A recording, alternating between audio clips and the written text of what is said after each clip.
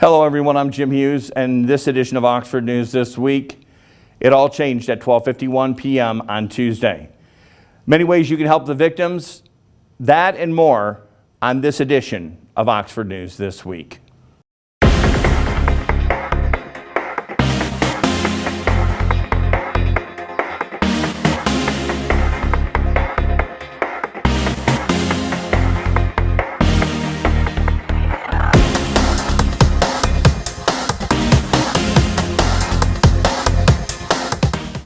Welcome to Oxford News This Week, a very hard program to do amongst everything that's gone on in the community.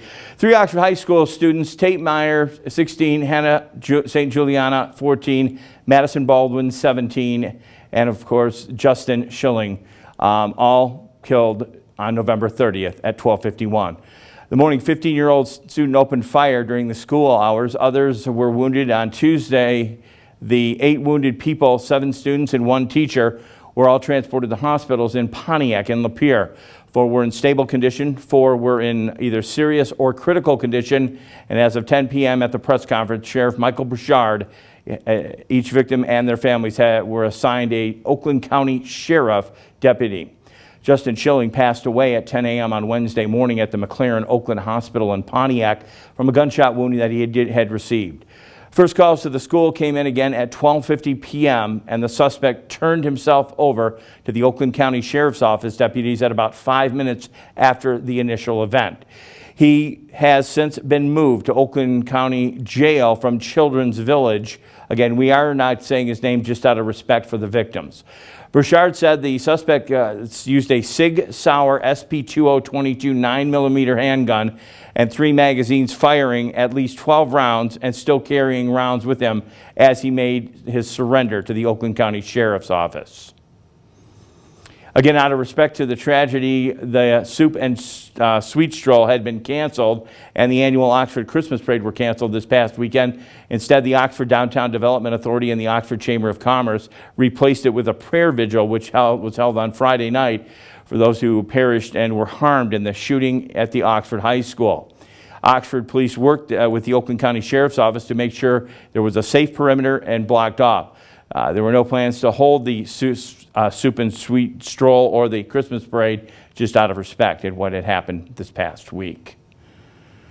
The suspect in the November 30th mass shooting at Oxford High School was identified and charged and assigned on multiple counts of first-degree murder and other crimes on the afternoon of December, identified by the Oakland County prosecutor, Karen McDonald. Again, the 15-year-old assailant was charged with 1 count of terrorism, causing death, 4 counts of first-degree murder, 7 counts of assault with an intent to murder, and 12 counts of possession of a firearm in commission of a felony. The suspect's being charged as an adult and faces charges and prison term if convicted. The terrorism charges stem from the whole-ranging events of the shooting and the other Oxford High School student body that had to live through it. The Oxford community at large, McDonald said, charged the suspect's parents with 4 counts of involuntary manslaughter with a bond of $500,000 each without 10% down option. The community members and students with the information relevant to the shootings are encouraged to contact any information you might have, and if they have not spoke to you, feel free to call the Oakland County Sheriff's Office at any time, and their phone number, 248-858-4911. Once again, if you have any information about what had occurred, contact the Oakland County Sheriff's Office, 248-858-4911. A couple of eateries have reached out to the community, and they want to share what they can do to maybe help with businesses. They didn't know what they could do. Locally, Scott Taylor and the crew at Sick Pizza downtown Oxford were making pizzas as part of and selling pizzas as part of some fundraising. They will not have salads or sandwiches available. They're located at 33 North Washington. This is an after-event situation. You're not able to get a pizza there, but some of their proceeds were actually going to help out the families. Also received a note from the Stewart Perry family in Goodrich that they run the 411 pub in downtown Oxford, the 411 pub. Adele sent, at the 411, we extremely saddened over the events that took place in Oxford. Our prayers are with all the families, students, school staff, first responders, and we cannot do much to ease the pain, but This last Saturday, they donated 50% of all sales to the Oxford families as a donation to help them offset some of the accounts. There are accounts that have been set up at the Oxford Bank if you feel that you would like to help. Again, we all want to do something, and sometimes you don't know what to do. Feel free to contact the Oxford Bank. They do have a bank account set up. Again, everybody's heart in Oxford, feeling for the families, parents, and everybody affected by this. Again, we thank the businesses for stepping up, and I'm sure there'll be a lot more in the future. We have had lots of goodwill, again, pouring out from the people in the businesses in the aftermath of the November 30th shootings and killings at the Oxford High School. Two local financial institutions, like I just mentioned, Oxford Bank and Genesis Credit Union, want to also warn you that there could be some false accounts out there. If you go through their offices, you're going to be assured that the money donated will get to the needed families. There have been a few GoFundMe accounts set up, and again, that can get to them, but there's some type of surcharge occasionally on the GoFundMe, but also we don't want to dissuade any contributions there as well. Again, people doing what they can to help out the communities. Again, Oxford organized these GoFundMe pages along with the Oxford accounts at the Oxford Savings Bank and Genesis. Once again, feel free to contact either one if you feel like you can give something to help out the community. Other than that, we also have other situations going on with the memorial. Again, the memorial took place on Friday evening. A series of dignitaries were in town to ease the I guess I would say ease the situation. We jump back with the Oxford Bank. If you'd like to also mail a check and you don't want to log on their website, you can call the Oxford Bank at P.O. Box 17, Oxford, Michigan 48371. You can make the check payable. Payable to the Oxford Community Memorial and Victims Fund, and that goes right there at the Oxford Bank. Now, if you're using the Genesis Bank, you can write a check Oxford Strong, and donations can be made at the local branch. People can stop by the local branch. You can donate at the Oxford Strong account that they have set up. Again, checks should be made payable to Genesis Credit Union, Oxford Strong. Existing members can transfer money via your online account. I would imagine that's how that does work. Again, everybody trying to do something. Township is setting up Oxford Strong drop box for cards and letters to help well wishes to the families. The letters to the families: Madison Baldwin, Hannah St. Juliana, Tate Meyer, and Justin Schilling. You're welcome to leave them. Oxford Strong drop box, which is located in front of the Oxford Township Hall at 300 Dunlap Road. Folks are also invited to leave cards, letters for the 6 students and 1 teacher, again, who were injured on the 30th. Oxford High School shooting. In response to requests made through social media, Oxford Township volunteered to serve as a centralized collection point for these special messages, which you can reach out. Again, Oxford Community Schools and the district have agreed you can deliver to them. The drop box is only for cards and letters. Please do not leave anything else. Do not leave your bill payment there. It's specifically so for people affected by the tragedy of the 30th. Also, if you need help, if you need to talk to somebody, if you're struggling, maybe this has affected you and you don't even realize it, please reach out. There is no shame in asking for help. Common Ground has set up a 24/7 resource and crisis helpline staffed by the professional trained volunteers who can provide crisis-related information, referrals to the local services. You can reach them by contacting them at 800-231-1127. I'll do it again. I'm sure we'll have it below my name, picture here. 800-231-1127 if you would like to reach out. They also have a website, Common Ground Helps, I would imagine, .org. That's going to wrap it for this part of the Oxford News this week. We'll be back at the end. Once again, coming up, Dave Kenny with Auto Talk and Science in the News. Again, a tough one to get through. Oxford, we will get through this. We'll be right back with more. Stay there. Don't go away.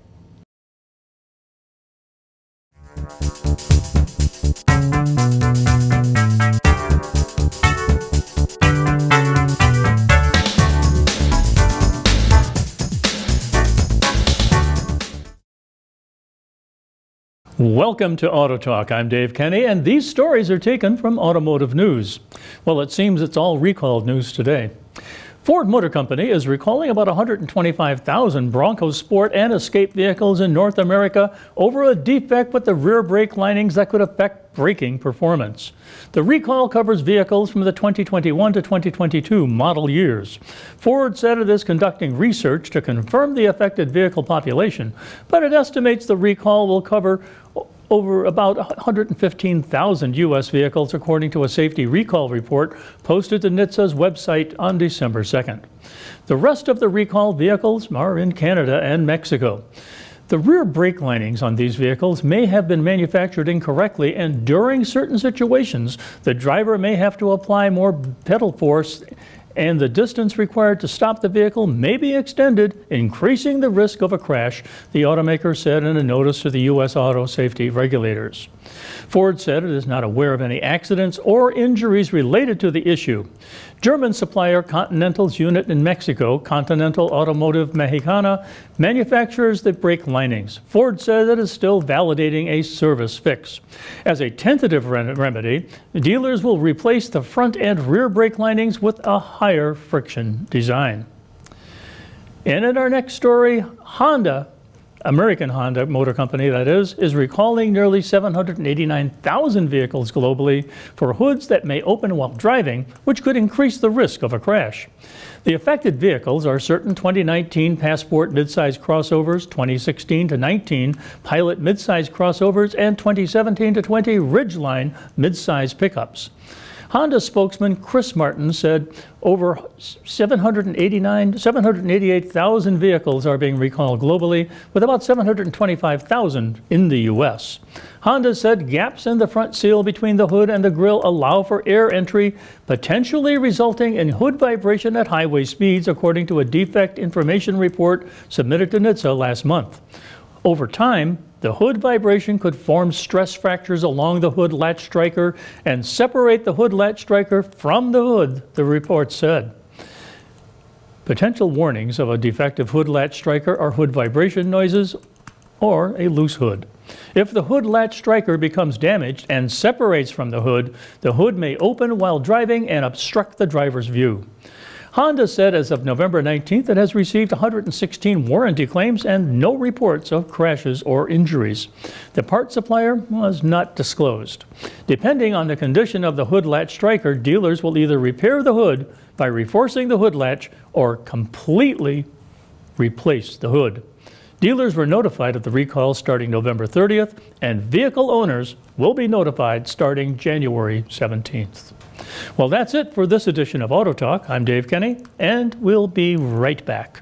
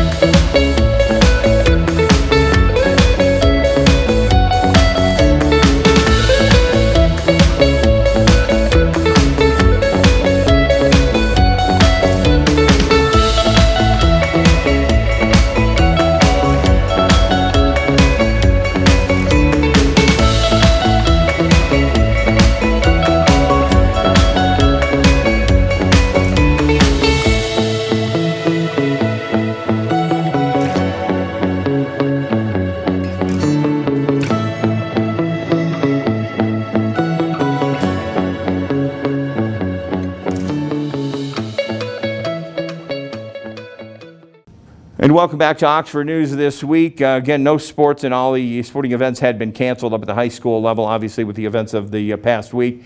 However, some big sports teams decided that they wanted to help out and, maybe show some respect and tribute with the events again of the past week. University of Michigan football campaign Saturday night to take on their competitor showed their sign of support by wearing a patch with 4 hearts and the number 42. They were worn by all the players, all the staff. Commemorating Tate Mears' family was also honored at the beginning of the game as being honorary captains at the University of Michigan football game. And at the end, they would look up and they would see the score, 42-3. 42 representing Tate Mears, 3 representing, of course, the other victims of the shooting. Again, paying tribute to the University of Michigan football. Yesterday, the Lions, not unwinnable all weekend or the entire season, picked up a last-second victory at Ford Field. Before the game, they actually had a billboard with the 4 that we had lost, and the Detroit Lions came in with a victory. Coach Campbell at the press conference gave the winning ball to the city and town of Oxford. So some area sports teams trying to step up. I understand the Red Wings had done something as well. Across the nation, people are trying to hopefully show Oxford some support. Coming up, Dave Kenny will have, I believe he's coming up right after this, and I'll be back with one final goodbye on this edition of Oxford News this week. Stay there, don't go away. Do you love local sports? Whether it's Oxford High School or Parks and Rec, you can buy copies of each game. To purchase your copy, call us at 248-628-9658 or give us an email at manager@occtv.org or talk to us at the next game. Hopefully we'll see you there. Welcome to Science in the News. I'm Dave Kenny, and this story is taken from New Scientist. Risso's dolphins dive rapidly in efficiency to catch prey hundreds of meters deep by twisting through the water at high speeds. The round-faced dolphins exhale the air in their lungs and then dive on a near vertical trajectory, making as many as 3 full twists as they drill through the seawater in what researchers have named a spin dive. The technique quickly gets them to a dense layer of squid, fish, and crustaceans with optimal use of energy and oxygen, making the dives highly profitable, says Fleur Visser at the University of Amsterdam. They are air-breathing mammals, so it's costly for them to dive deep, says Visser. Visser and her colleagues had already noticed Risso's dolphins turning around at the water surface before diving. Curious about what the animals were doing, they equipped 7 dolphins near Portugal's Terceira Island with biologgers that recorded data about sound, 3D movement, and depth, and gathered information about a total of 226 dives ranging from 20 to 623 meters deep. For the deeper dives, the dolphins started with an intense stroke of the fins that rotated their bodies, usually towards the right, combined with a strong exhalation, presumably to reduce their buoyancy. They then turned downward at about 60 degrees and entered a high-speed twisting descent, followed by a rotating free gliding phase, achieving an average speed of 9 kilometers an hour and reaching an average depth of 426 meters. They only started to echolocate to find prey in the dark water once they had finished spinning, which happened about 36 seconds into the dive on average. This suggests that dolphins planned the dive knowing food would be there, says Visser. The dolphins then stayed underwater for nearly 10 minutes, including hunting time. By contrast, the shallower dives didn't involve any twisting or turning. The dolphins dropped down to an average of 178 meters at a speed of 7 kilometers an hour, clicking to echolocate almost as soon as they began diving. These shallower dives were shorter on average, with dolphins returning to the surface for air at about 6 minutes. In both cases, it took the dolphins about the same amount of time after the dive began to reach their prey, says Visser. The deeper spin dives occurred during daylight hours, whereas the shallower dives happened mainly between dusk and dawn. This behavior may be explained by the dolphins' preferred food. They target prey that are part of the so-called deep scattering layer, a mixed species mass of marine life that comes close to the surface in the evening to feed and drops back down to the darker depths of the ocean at dawn, presumably to hide from predators, she says. Whereas other cetaceans tend to feed on prey in the deep scattering layer only when they are close to the surface after sunset, Risso's dolphins have evolved a technique that allows them to feed on these animals at any time of the day or night. The dolphins really know in advance where they're going and what type of dive they need to employ to get there, says Visser. Smart fish. Well, they're not fish. Well, that's it for Science in the News. I'm Dave Kenny.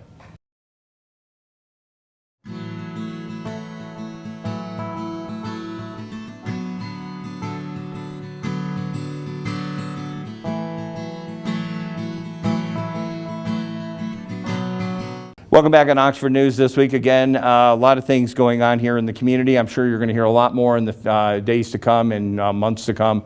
Again, Oxford Community Television, we're here trying to bring our portion of what we do here to the local community. Again, being media inundated last week, obviously so. Again, we're here if you have anything you'd like to offer. Once again, if you have any information, do contact the Oakland County Sheriff's Office. I know they would be very happy to get that information. On behalf of my friend Terry Stout, she's not here with us today, my the producer, director, the guy that does it all, of course, Dan Zweiss in the back. I'm Jim Hughes. Once again, Godspeed with you all. God will be with you, and take care. We'll see you next week on Oxford News This Week.